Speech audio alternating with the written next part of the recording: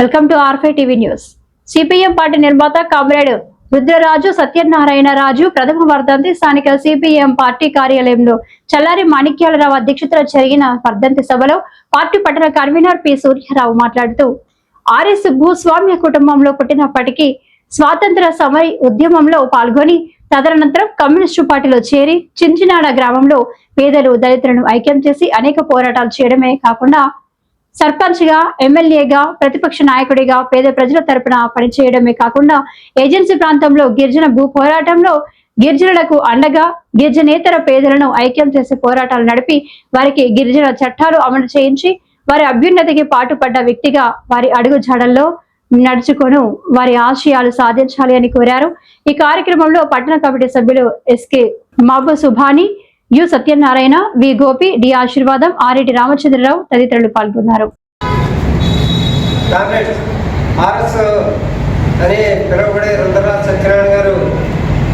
పశ్చిమ గోదావరి జిల్లా మూడ జిల్లా చించినాడ గ్రామంలో పుట్టారు.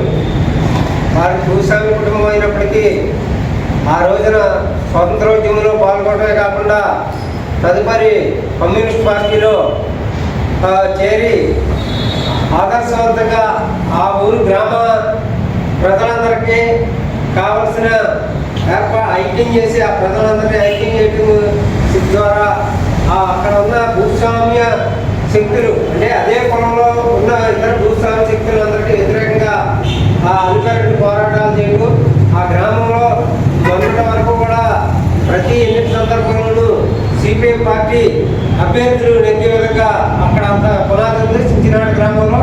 ఈ రోజుకి ఆ పునాదిని కొనసాగిస్తూ ఉన్నారు.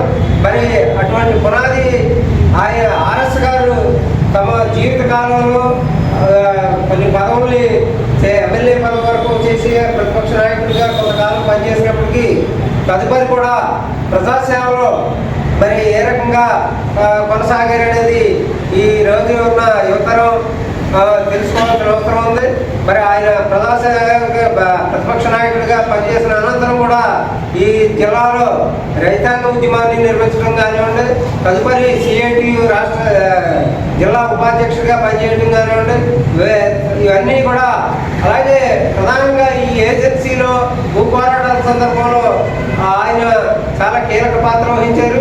మరి ఆ రకంగా ఆ భూ పోరాటంలో కీలక పాత్ర వహించడం ద్వారా ఈ ప్రాంతంలో ఉన్న పేద గిరిజనులందరికీ కూడా చాలా భూములు దక్కి ఈ రోజున కూలీలుగా ఉండే వారందరూ ఎక్కువ మంది సొంత రైతులుగా కూడా మారారు. అప్పటి వరకు పాలనతనాలుగా ఉన్న గిరిజనులు ఈ రోజున సొంత రైతులుగా, చిన్న రైతులుగా, పేద రైతులుగా, మధ్యతరగతి రైతులుగా కూడా ఈ రోజున వ్యవసాయం చేస్తూ ఉన్నారు. మరి అంత ఉన్నత శిఖరాలు జరిగినప్పటికీ కూడా అనేక విలువల్ని పాటిస్తూ సమాజంలో అనేక రుగ్మతలు ఈ రోజున ఏవైతే చోటు చేసుకున్నాయో ఆ రుగ్మతలకు వ్యతిరేకంగా వాటి మీద పడకుండా ప్రజానీకాలందరికీ కూడా తన ఆదర్శవంతమైన జీవితాన్ని చివరి వరకు గడిపారు.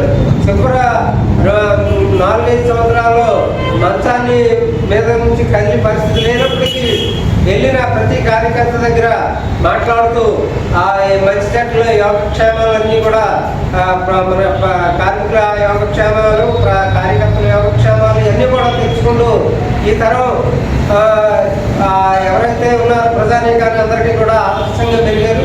మరి ఆయన ఆదర్శాన్ని తీసుకుని ముందుకు కొనసాగుతామని ఈ సందర్భంగా ఆయన నివాళులు నేర్పిస్తూ మరొకసారి ఆర్ఎస్ గారికి జోహార్ జోహార్. జోహార్ ఆర్ఎస్ గారు. జోహార్ జోహార్.